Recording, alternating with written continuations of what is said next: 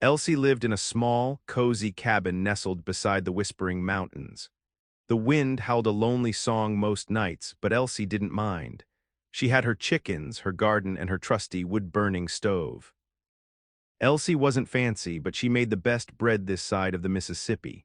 Folks traveled miles just for a loaf of her sourdough, its crust golden brown and inside soft as a cloud. And her stew, thick with carrots, potatoes, and a secret blend of herbs that warmed you from the inside out. But Elsie was lonely. Her husband had passed years ago, and her children had grown and moved to the city. The winters were especially hard. The silence was a heavy blanket, broken only by the crackling fire and the occasional hoot of an owl. This winter was shaping up to be the worst yet. The first snow had already fallen, blanketing the fields in a thick layer of white. The wind howled like a hungry wolf, and the temperature dipped below freezing. Elsie knew she had to stock up on firewood and provisions if she wanted to make it through. One evening, as Elsie was kneading dough for her famous bread, a frantic knock echoed through the cabin. She wiped her flour-dusted hands on her apron and cautiously opened the door. A blast of icy wind rushed in, carrying with it a man slumped against the doorframe. He was tall and gaunt, with a ragged beard and eyes that held a desperate plea. He was wounded, a dark stain blooming on his shoulder. "Please," he rasped, his voice hoarse. "I need help, they're after me." The wind howled again, a mournful cry that seemed to mirror the man's own despair. Elsie hesitated only a moment. She didn't know who he was or what he had done, but she couldn't leave him out in the storm to die. Compassion, like the warmth of her oven, always won. "Come in," she said, her voice soft but firm. "Quickly, before someone sees you." Elsie helped the man inside, his weight heavy against her slight frame. She led him to the old wooden chair by the fireplace, the only spot in the cabin that held any real warmth. He sank into it with a groan, his face pale and drawn. "Thank you," he managed, his voice still raspy. "I'm Cole." Cole looked like he hadn't slept in days. Dirt streaked his face, and his clothes were torn and soaked with snow. His boots were worn through, and his hands were calloused and rough. But it was his eyes that caught Elsie's attention. Beneath the weariness, she saw a flicker of something else, a spark of kindness, maybe even a hint of desperation. "You're safe now, Cole," Elsie said, her voice soothing. "What happened?" Cole hesitated, glancing nervously at the window, as if he expected someone to burst through at any moment. I was accused of something I didn't do," he finally said, his voice barely a whisper. "Robbery, they're hunting me down." Elsie didn't press him for details. She could see the fear in his eyes, and she knew he wouldn't lie to her. Besides, it didn't matter what he had done. He needed help, and she wasn't about to turn him away. "I have a pantry," Elsie said, gesturing towards a small door in the corner of the room. "It's small, but it's out of the way. You can hide there until things cool down." Cole looked at her with gratitude. "I don't want to cause you any trouble," he said. "Nonsense," Elsie replied, her voice firm. "I have plenty of food and space. Besides," she added with a wink, "a little company might be nice."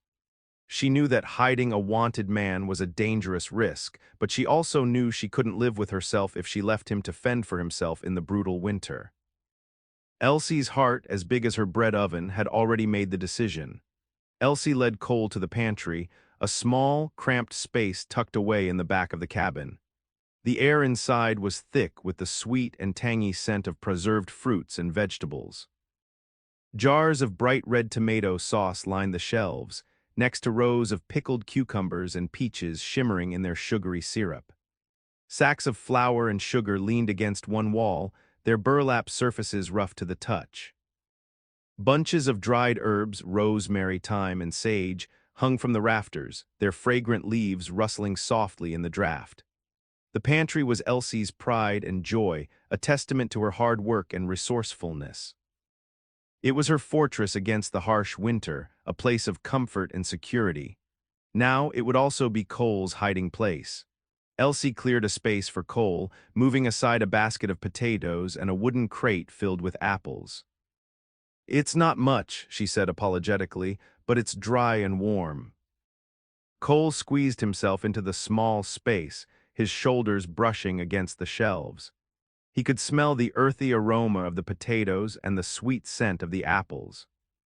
It wasn't the most comfortable place, but it was safe, and for that he was grateful. "Thank you, Elsie," he said, his voice muffled by the jars and sacks. "I won't forget this." Elsie smiled. "Don't mention it," she said. "Just try to stay quiet. I'll bring you some food and water later." She closed the pantry door, leaving Cole in the darkness. The latch clicked shut, a small sound that echoed in the silence. Elsie stood for a moment, listening to the wind howling outside. She knew she was taking a big risk, but she couldn't shake the feeling that she had done the right thing. In the heart of winter, she had offered shelter to a stranger. Now she just had to hope that it wouldn't come back to haunt her. The aroma of spiced peaches hung heavy in the air, a strange comfort in the face of danger. Later that evening, after the moon had risen high in the sky, casting long shadows across the snow-covered fields, Elsie crept back to the pantry. She carried a bowl of her hearty stew and a cup of water. The stew was still warm, the steam swirling around her face as she carefully opened the pantry door. "Cole," she whispered. "Here," came the muffled reply. Elsie squeezed into the pantry, the bowl of stew balanced precariously in her hands. The darkness was thick, broken only by the sliver of moonlight that streamed through a crack in the wooden wall. She could hear Cole shifting in the shadows. "I brought you some food," she said, offering him the bowl. Cole took the bowl gratefully, his fingers brushing against hers. The stew smelled heavenly, a mixture of meat, vegetables, and herbs that filled his empty stomach with warmth. He ate slowly, savoring each mouthful. "Thank you," he said again, his voice stronger now. "You're too kind." "Nonsense," Elsie replied. "You need your strength, and," she added, "I need to check that wound." She retrieved a small oil lamp and lit it. The soft glow illuminated the pantry, casting dancing shadows on the walls. Elsie saw Cole's face clearly for the first time. He was younger than she had initially thought, maybe in his late 20s. His eyes were deep-set and intelligent, and his jaw was firm and determined. Elsie gently examined Cole's shoulder. The wound was deep and angry, but it wasn't infected. She had some herbs that would help it heal. "This needs cleaning," she said, her voice professional. She fetched a clean cloth, warm water, and a jar of her homemade salve. The salve smelled of lavender and chamomile, a soothing scent that filled the small space. As she cleaned the wound, Cole winced in pain, but he didn't make a sound. Elsie worked quickly and efficiently, her touch gentle but firm. She applied the salve and wrapped the wound in a clean bandage. "That should help," she said, stepping back to admire her handiwork. "Try to get some rest." Cole looked at her with gratitude, his eyes filled with sincerity. "I don't know how to thank you," he said. "Just get better," Elsie replied with a smile. "That's all the thanks I need." She extinguished the lamp and quietly left the pantry, leaving Cole in the darkness once more. As she closed the door, she couldn't help but feel a strange sense of connection to this wounded stranger. She had taken a risk, but in doing so, she had found a purpose. And maybe, just maybe, she had found a friend. Days turned into weeks. Elsie settled into a routine. Each morning she would rise before dawn, stoking the fire and preparing breakfast.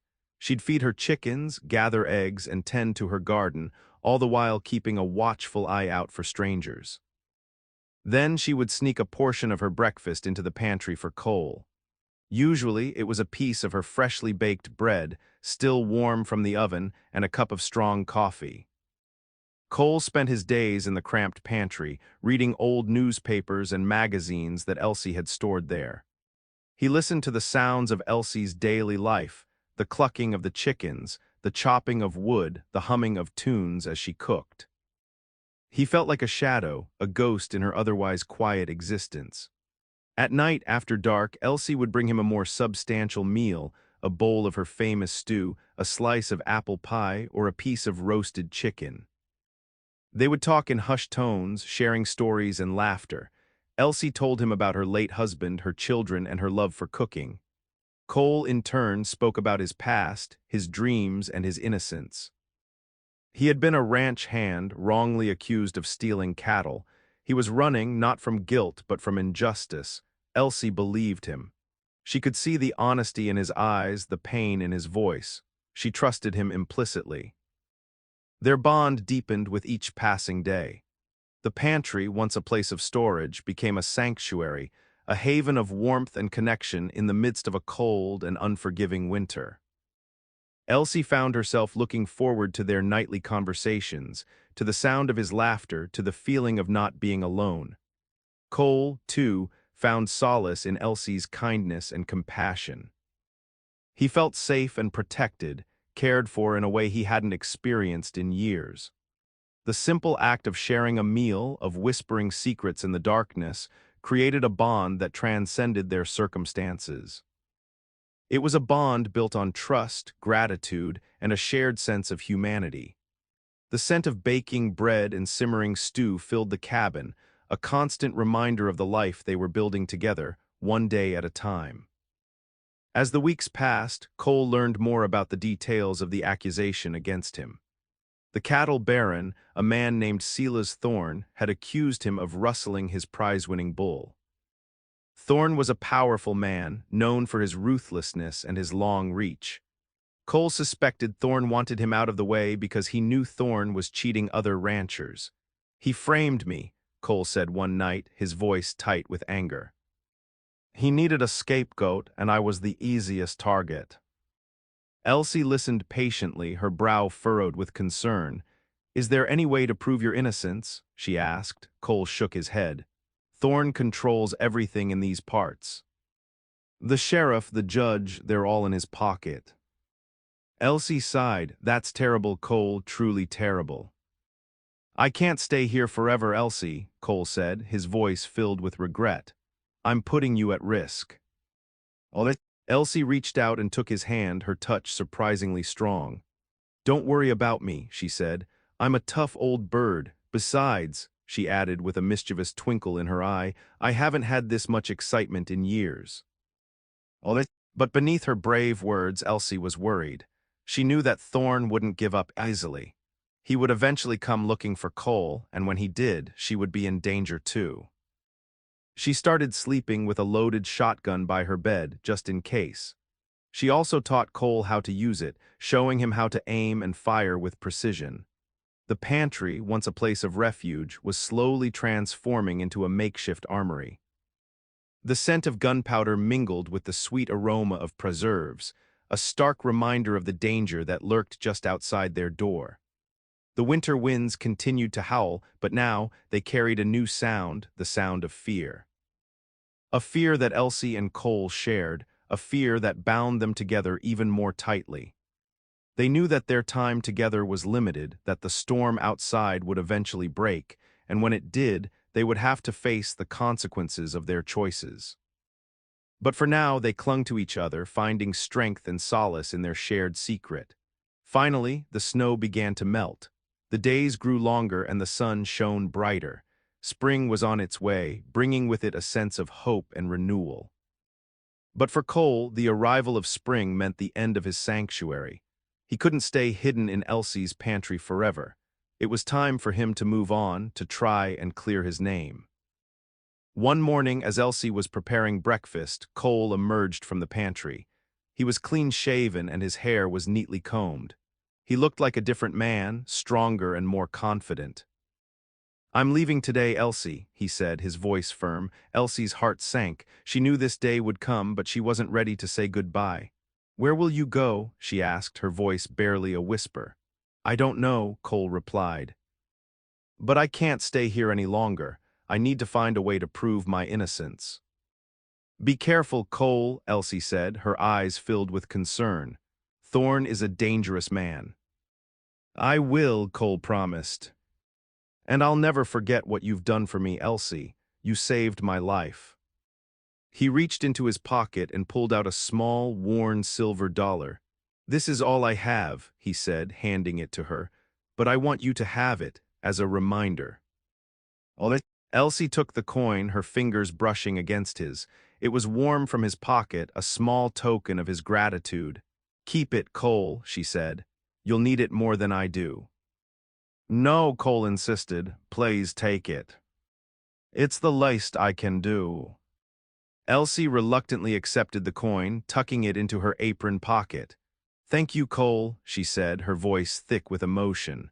Cole took a deep breath and walked to the door. He turned back to Elsie one last time, a sad smile on his face. "Goodbye, Elsie," he said. "I hope I'll see you again someday." "Goodbye, Cole," Elsie replied, "and good luck." Cole stepped out into the sunlight and disappeared down the road. Elsie watched him go, her heart heavy with sadness. She knew that she might never see him again, but she would always remember him. The memory of his kindness, his courage, and his gratitude would stay with her forever. She touched the silver dollar in her pocket, a tangible reminder of the stranger she had sheltered, the outlaw she had befriended. The homestead felt empty again, but this time it was different. Elsie was no longer alone. She had a memory, a secret, and a silver dollar to keep her company. And she had a feeling, deep down in her heart, that she would see Cole again someday. Years passed. Elsie continued to live on her homestead, baking bread and making stew, tending to her chickens and her garden. The silver dollar remained tucked safely in her apron pocket, a constant reminder of Cole and the winter they had shared. She often wondered what had become of him, if he had managed to clear his name, if he was safe and happy. But life wasn't easy. Silas Thorne, the cattle baron who had framed Cole, had expanded his operations. He was buying up land all around Elsie's homestead, forcing smaller ranchers off their properties. He wanted Elsie's land too. It had a natural spring, vital for cattle, and Thorne wasn't about to let a stubborn old woman stand in his way. Thorne's men started coming around, harassing Elsie, trying to intimidate her. They would cut her fences, poison her well, and steal her livestock. They left threatening notes on her doorstep, warning her to leave before things got worse. Elsie refused to be intimidated. She was a strong woman, and she wasn't about to let Thorne bully her off her land. She repaired her fences, cleaned her well, and bought a new shotgun. She was ready to defend her home. One day, Thorne himself came to visit. He rode up to Elsie's cabin on a black stallion, his face grim and determined. He dismounted and walked towards her, his boots crunching on the gravel path. "Elsie," he said, his voice cold and menacing, "I've been patient with you, but my patience is wearing thin. I want your land, name your price." Elsie stood her ground, her eyes fixed on Thorne's. "This land isn't for sale, Thorne," she said, her voice firm. "I've lived here my whole life, and I'm not about to let you take it from me." Thorne smirked. "You're making a mistake, Elsie," he said. "A big mistake. You can't fight me. I have more men, more money, and more power than you can imagine." "Maybe so," Elsie replied, her hand resting on her shotgun. "But I have something you don't have, Thorne. I have a will to fight for what's mine." Thorne's face turned red with anger. "You'll regret this, Elsie," he said. "You'll regret the day you ever crossed me." He turned and stormed back to his horse, his body radiating fury. "You have 1 week, Elsie," he shouted as he rode away. "1 week to pack your things and get out of here. After that, I'm coming back, and I won't be so nice."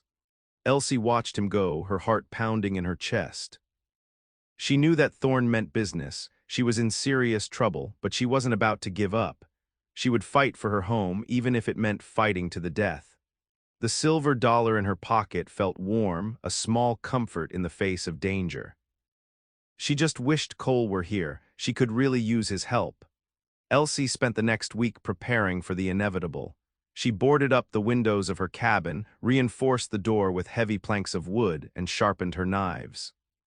She gathered all the ammunition she could find and practiced her aim with the shotgun.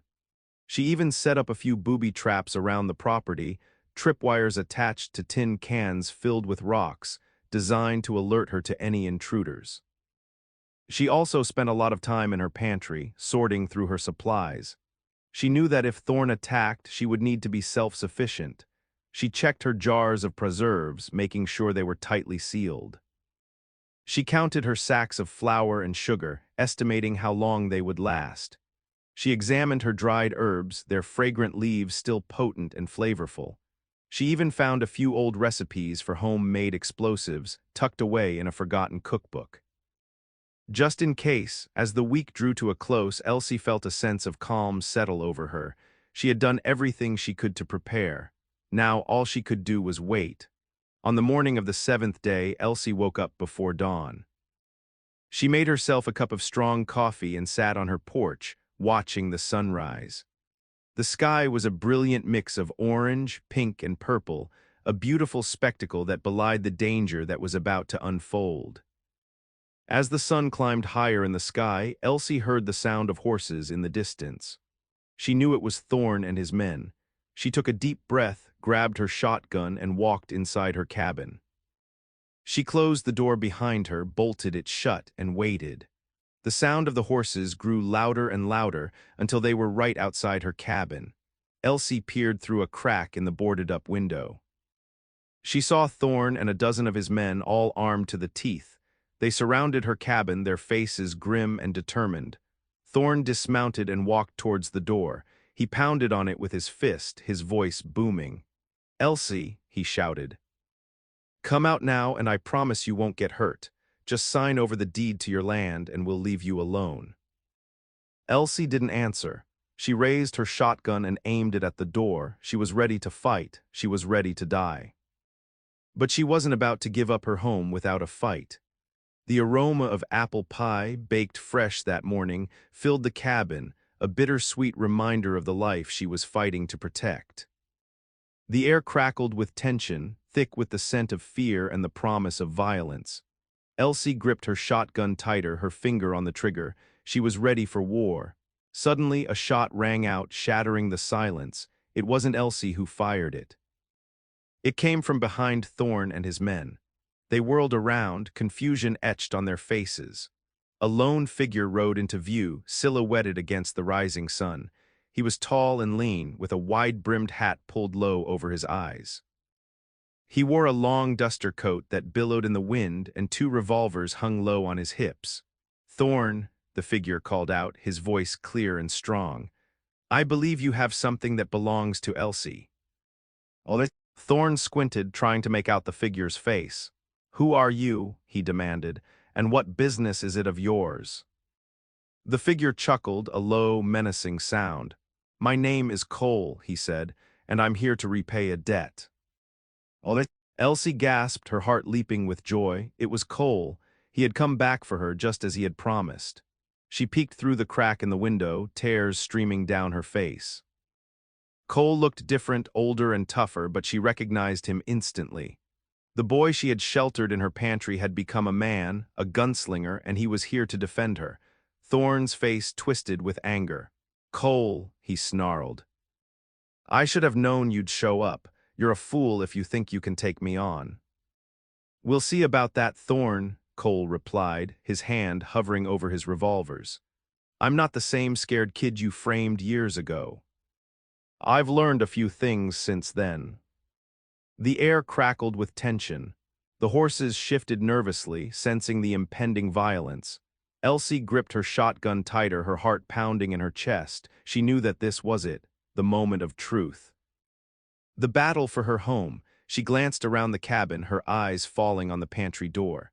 She remembered Cole hiding there, wounded and afraid. She remembered their whispered conversations, their shared meals, their growing bond. She knew that she wasn't just fighting for her land. She was fighting for their memory, for their friendship, for the kindness that had blossomed in the heart of a brutal winter. And she wasn't about to let Thorne take that away from her. The scent of dried herbs and preserved peaches filled the air, a reminder of the sanctuary she had created, the love she had shared. And now it was time to defend it, with Cole at her side. "Draw, Thorne," Cole said, his voice low and steady. The wind whipped around them, carrying the scent of pine and the metallic tang of impending violence. Thorne hesitated for a moment, his eyes darting between Cole and the boarded-up cabin.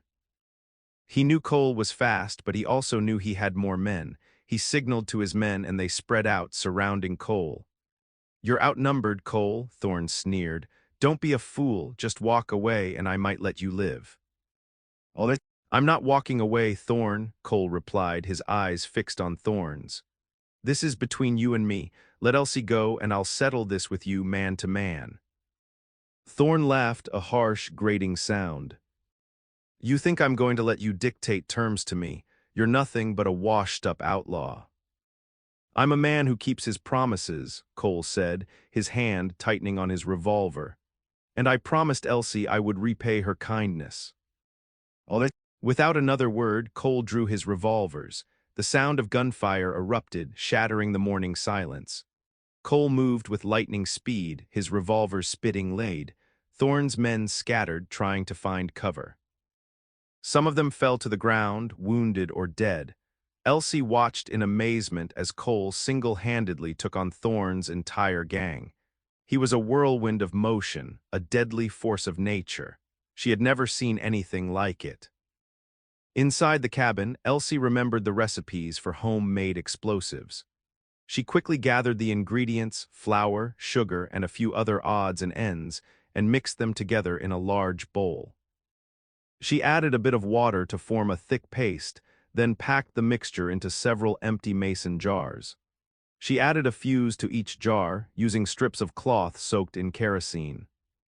She had never made explosives before, but she had a feeling they would come in handy. As Cole continued to battle Thorne's men outside, Elsie crept to the back door of the cabin. She carefully opened the door and peeked outside. She saw Thorne standing near his horse, watching the fight unfold. He was clearly frustrated and angry. Elsie knew that this was her chance. She lit the fuse on one of her homemade bombs and tossed it towards Thorne. The jar landed with a thud near his feet.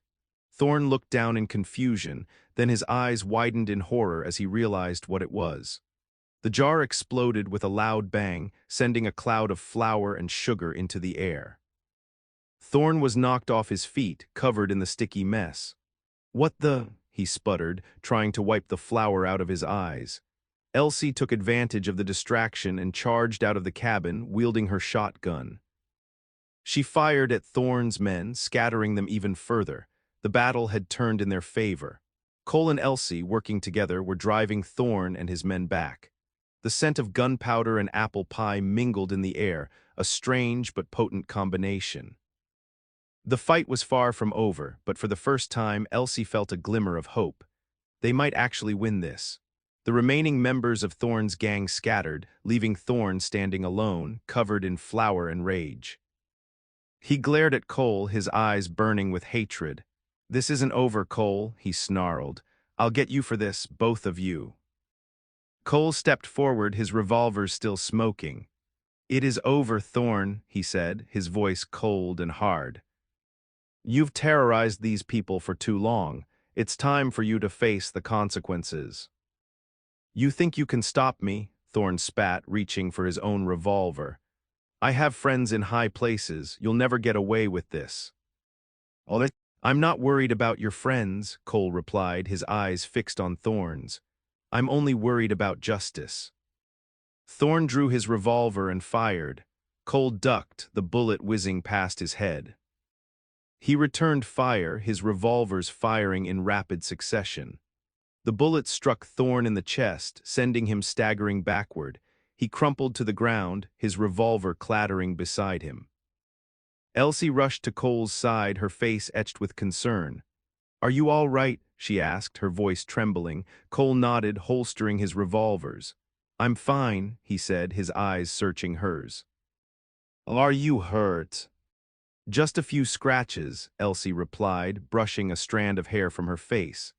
"But I'm so glad you're here, Cole. I don't know what I would have done without you." Cole smiled, a genuine smile that reached his eyes. "I told you I would repay my debt, Elsie," he said, "and I always keep my promises." The silence that followed was broken only by the chirping of birds and the gentle breeze rustling through the trees. The battle was over. Thorne and his men were defeated. Elsie's homestead was safe. The silver dollar in Elsie's pocket felt warm against her skin. She knew that she would never forget this day. The day that Cole, the wounded outlaw she had sheltered in her pantry, had returned as a gunslinger to save her life. The aroma of apple pie and gunpowder still lingered in the air, a testament to their unlikely victory. And as she looked at Cole, standing tall and proud beside her, she knew that their story was far from over. A new chapter was just beginning. The sun shone down on the homestead, casting a golden glow on the cabin and the surrounding fields. It was a new day, a new beginning, and Elsie felt a sense of hope that she hadn't felt in years. With Cole by her side, anything was possible. Even happiness. The chickens clucked softly in the background, a peaceful sound that signaled a return to normalcy. But life would never be quite the same again. Elsie knew that she and Cole had been through something extraordinary, something that had changed them both forever. And she was grateful for it. The next few weeks were spent cleaning up the mess Thorne and his men had left behind. Elsie and Cole repaired the fences, rebuilt the well, and tended to the wounded animals.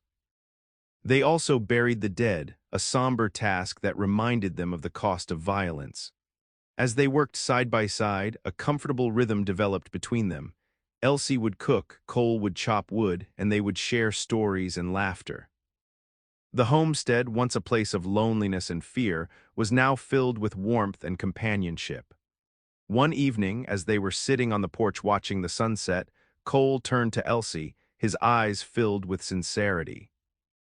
"What are you going to do now, Elsie?" he asked. "Are you going to stay here?" Elsie looked out at her land, her heart swelling with pride. "This is my home, Cole," she said. "I can't imagine living anywhere else." "I know," Cole replied. "But it's not safe here, Elsie. Not yet. There are still people who would try to take your land." "I'm not afraid," Elsie said, her voice firm. "I have you now." Cole smiled. "That's true," he said. "But I can't stay here forever, Elsie. I have my own life to live." Elsie's heart sank. She knew that Cole couldn't stay, but she didn't want him to leave. She had grown to care for him deeply. "I understand," she said, her voice barely a whisper. "But that doesn't mean I can't visit," Cole added, his eyes twinkling. "And it doesn't mean I can't help you protect your land." Elsie's face lit up. "What do you mean?" she asked. "I mean that I can stay here for a while, help you get things back in order," Cole replied. "And then I can teach you how to defend yourself, how to protect your home from anyone who tries to harm you." Elsie's eyes filled with tears of joy. "Oh, Cole," she said, throwing her arms around him, "that would be wonderful." And so Cole stayed. He taught Elsie how to shoot, how to track, and how to defend herself. He showed her how to use her cooking skills in unexpected ways, how to make pepper spray from chili peppers, how to create blinding smoke bombs from flour and baking soda, how to set traps using her garden tools. Elsie was a quick learner, and she soon became a formidable opponent. She was no longer just a humble cook. She was a warrior, a protector, and a survivor. The scent of apple pie and gunpowder was replaced by the scent of courage and determination. Elsie was ready for anything, and with Cole by her side, she knew that she could face whatever the future held. They spent their days working together, side by side, and their evenings sharing stories and laughter under the starry sky. They were more than just friends, they were a family, and they were finally truly happy. The chickens continued to cluck, the wind continued to blow, and life on the homestead went on, stronger and more vibrant than ever before. Thanks to a kind heart, a warm pantry, and a reformed gunslinger, the seasons changed. Summer turned to fall, and fall turned to winter once again. But this winter was different. It wasn't a time of loneliness and fear. It was a time of warmth, companionship, and strength. Elsie and Cole were ready for anything. One day, a stranger rode into the homestead. He was a young man dressed in a simple shirt and trousers. He looked tired and weary. He approached Elsie and Cole cautiously. "Are you Elsie?" he asked, his voice hesitant. "I am," Elsie replied, her hand resting on her shotgun.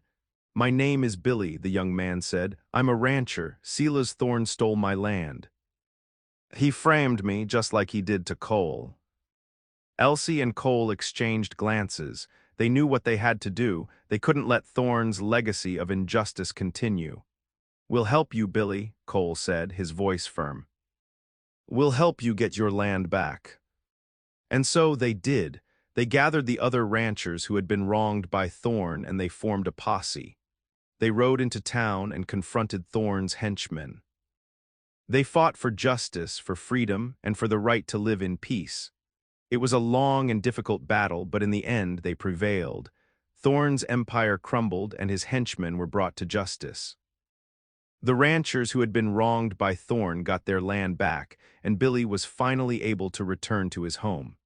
Elsie and Cole had become heroes. They were known throughout the land as the protectors of the innocent, the champions of justice. People came from miles around to seek their help and advice. The homestead, once a place of refuge, had become a symbol of hope, but Elsie and Cole didn't let their newfound fame change them. They remained humble, kind, and generous. They continued to bake bread and make stew, to tend to their chickens and their garden. They continued to share stories and laughter under the starry sky. They knew that their greatest reward was not fame or fortune, but the love and friendship they shared. The scent of apple pie and gunpowder had been replaced by the scent of justice and peace. Elsie and Cole had finally found their place in the world, and they were grateful for it. The silver dollar in Elsie's pocket felt warm against her skin, a constant reminder of the journey they had taken, the battles they had fought, and the love they had found. It was a symbol of hope, a reminder that even in the darkest of times, kindness and courage can prevail. And as Elsie looked at Cole, standing tall and proud beside her, she knew that their story would continue to be told for generations to come. A story of a humble cook, a wounded outlaw, and a love that conquered all. Years went by, marked by the changing seasons and the steady rhythm of life on the homestead. Elsie and Cole continued to work side by side, their bond growing stronger with each passing day. They were more than just friends, more than just partners. They were a family. One warm summer evening, as they sat on the porch watching the sunset, Cole turned to Elsie, his eyes filled with love and admiration. "Elsie," he said, his voice soft and tender, "you know I never thought I'd find happiness again. After everything that happened, I thought my life was over. But then I met you." Elsie smiled, her heart swelling with emotion. "I feel the same way, Cole," she said. "I was so lonely before you came along. I thought my life was over too, but you gave me a new reason to live." Cole reached out and took Elsie's hand, his touch gentle and warm. "Elsie," he said, his voice trembling, "will you marry me?" Elsie's eyes filled with tears of joy. "Yes, Cole," she said, her voice choked with emotion. "Yes, I will." Cole pulled Elsie into his arms and kissed her, a long, tender kiss that sealed their love and their commitment to each other. The sun set behind the mountains, casting a golden glow on the homestead. The chickens clucked softly in the background, a peaceful serenade to their newfound happiness. A few weeks later, Elsie and Cole were married in a simple ceremony on the homestead. All their friends and neighbors were there to celebrate with them. It was a day filled with love, laughter, and joy. As they stood together, hand in hand, looking out at their land, Elsie and Cole knew that they had finally found their place in the world. They had faced adversity, they had overcome challenges, and they had emerged stronger and more resilient than ever before. They had found love in the most unlikely of places, and they had built a life together that was filled with purpose, meaning, and happiness. The silver dollar in Elsie's pocket felt warm against her skin, a constant reminder of the journey they had taken, the battles they had fought, and the love they had found. It was a symbol of hope, a reminder that even in the darkest of times, kindness and courage can prevail. And as Elsie looked at Cole, standing tall and proud beside her, she knew that their story would continue to be told for generations to come. A story of a humble cook, a wounded outlaw, and a love that conquered all. A love that had transformed them both and had made their lives complete. The aroma of apple pie and love filled the air, a sweet and unforgettable fragrance that would linger on the homestead forever. The end, many years later Elsie, her hair now silver but her eyes still bright with warmth and kindness, stood in her kitchen, kneading dough. The familiar scent of yeast and warm flour filled the air, a comforting aroma that had been a constant presence in her life for as long as she could remember. Her hands, gnarled with age but still strong and capable, worked the dough with practiced ease, shaping it into a perfect loaf. The kitchen was cozy and inviting, filled with the familiar sights and sounds of a well-loved home. Jars of preserves lined the shelves, their colorful contents shimmering in the sunlight. Bunches of dried herbs hung from the rafters, their fragrant leaves rustling softly in the breeze. The wood-burning stove crackled merrily, radiating warmth and cheer. Cole sat in a rocking chair by the fireplace, watching Elsie with a loving gaze. His hair was graying and his face was lined with wrinkles, but his eyes still held the same spark of kindness and determination that Elsie had seen in them so many years ago. He was no longer a gunslinger, but he still carried himself with a quiet confidence, a silent promise of protection. As Elsie worked, she hummed a gentle tune, a song that her mother had taught her when she was a little girl. It was a song about hope, about love, and about the enduring power of kindness. It was a song that had sustained her through the darkest of times, and it was a song that she would continue to sing for the rest of her days. She glanced over at Cole, her heart,